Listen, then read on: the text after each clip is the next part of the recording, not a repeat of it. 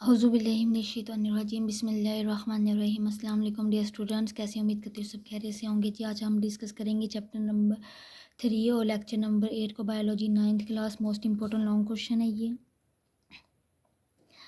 Division of labour within and across the cell. अब division of labours का क्या मतलब है, अक्रॉस द सेल, ये भी बात आ गई है। डिवीजन ऑफ लेबर्स का मतलब है refer to specialization of different parts of a system perform specific task more efficiently. कि हमारी बॉडी का, जैसे हमारे बॉडी में जितने भी सेल्स हैं, जितने भी ऑर्गन्स के अलग अलग सेल्स हैं, सबका अलग अलग फंक्शन है और हर एक जो फंक्शन परफॉर्म कर रहा है बहुत ज़्यादा एफिशिएंटली कर रहा है। इट इज़ फंडामेंटल प्रिंसिपल है that enhance efficiency and functionality in biological system both within and across the cell. Cell में भी अपने फंक्शन अच्छी तरीके से अदा कर रहे हैं, तमाम के तमाम ऑर्गेनेलिस जितने भी टास्क में पार्ट्स हैं बॉडी के, और दूसरे सेल से बाहर भी फंक्शन बेहतरीन तरीके से परफॉर्म कर रहे हैं। अगर मैं बात करूँ within the cell, cell के अंदर कैसे ये परफॉर्म कर रहे हैं। Within the cell this concept is exemplified by the various organelles. मैं बहुत ज़्यादा ऑर्गेनेलिस लेती हूँ, जैसे कि ईच कैरी डिस्टिंक्ट फंक्शन। हर ऑर्गेनेली का अपना अलग फंक्शन है, necessary for the cell's survival, ताकि वो सेल को सर्वाइव कर सकें। फॉर इंस्टेंट, मिसाल के तौर पर माइटोकॉन्ड्रिया, इसने एनर्जी क्या करनी है, जनरेट करनी है। एंडोप्लाज्मिक रेटिकुलम क्या क्या काम है, लिपिड और प्रोटीन की तैयारी करना। लाइसोसोम का क्या काम है, ब्रेकडाउन ऑफ वेस्ट मटेरियल। इसी तरीके से फंक्शन ऑफ ईच ऑर्गेनेली, जितने भी ऑर्गेनेलीज हैं ये ओवरऑल अपनी ग्रोथ के लिए, सर्वाइवल के लिए, फंक्शनिंग के लिए अब अहम किरदार अदा कर रहे हैं।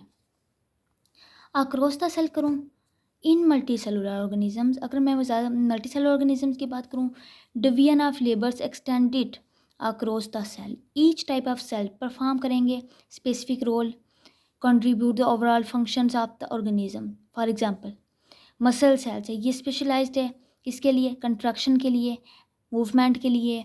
नर्व सेल्स के लिए, नर्व सेल्स, अब देखें मसल सेल्स किस किस के लिए, सिर्फ अपने में काम नहीं कर रहा, कंट्रैक्शन भी कर रहा है, हरकत भी करवा रहा है, मूवमेंट भी कर रहे हैं हम इसकी वजह से।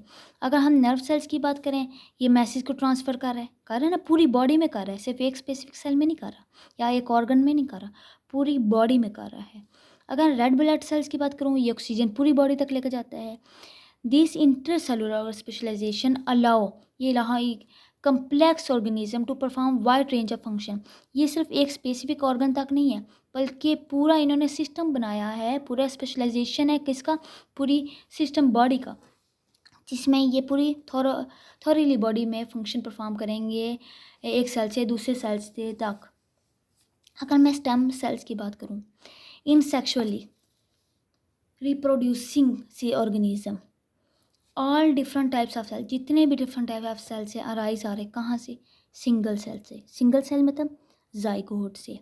ये जो जाइगोट है इस अनस्पेशलाइज सेल्स है, but has ability to make new cells, can differentiate into new specialized cells. कह रहे खुद जो जाइगोट है, अंडा है, ये अभी अनडिफ्रेंशिएशन है, अनस्पेशलाइज्ड है, लेकिन स्पेशलाइज में कन्वर्ट हो सकता है। कैसे, एक एग से एक एम्ब्रियो पैदा हो सकता है।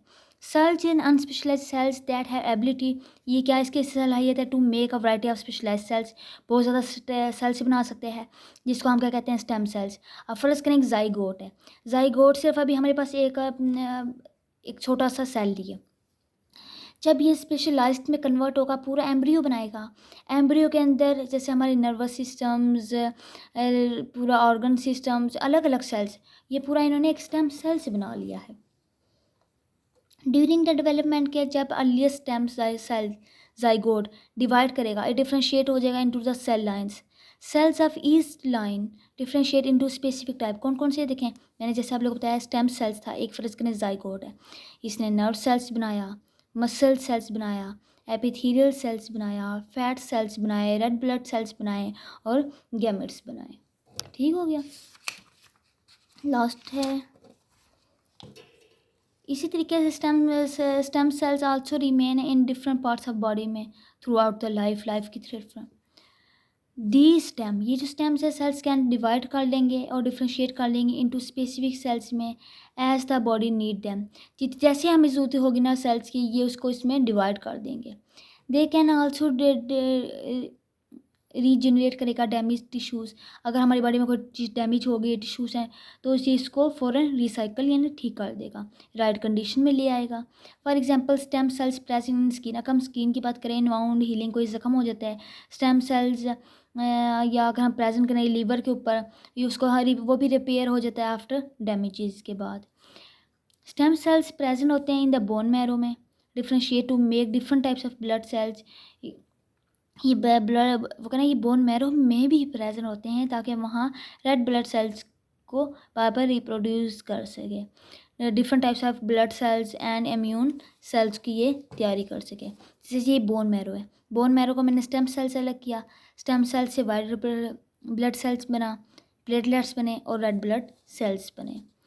इन सम पार्ट ऑफ बॉडी, कुछ बॉडी की पार्ट्स में, सच एज गड हो गया, बोन मैरो हो गया, अडल्ट स्टेम्स हो गया, ये रेगुलरली डिवाइड होते हैं टू प्रोड्यूस, पैदा करने के लिए न्यू सेल्स, और ताकि मेंटेन रख सकें हमारी बॉडी सिस्टम को और हमारे उसको शेप को बरकरार रख सकें। ये था चैप्टर नंबर 4 आज कंप्लीट हो गया, सॉरी 3, चैप्टर नंबर 3 कंप्लीट हो गया। उम्मीद करती हूँ आप लोगों को समझ आई होगी। मैं ज़्यादा डिटेल में इसलिए भी नहीं गई हूँ कि डिटेल में वो चीज़ समझाया जा सकता था, लेकिन क्योंकि आपकी मेंटेलिटी के मुताबिक मैंने जस्ट इतना ही आप लोगों को समझाया कि आप लोगों को ये चीज़ समझ आ जाए। तो मुझे इजाज़त दें नेक्स्ट लेक्चर के साथ, नेक्स्ट चैप्टर के साथ। तब तक के लिए अल्लाह हाफिज़।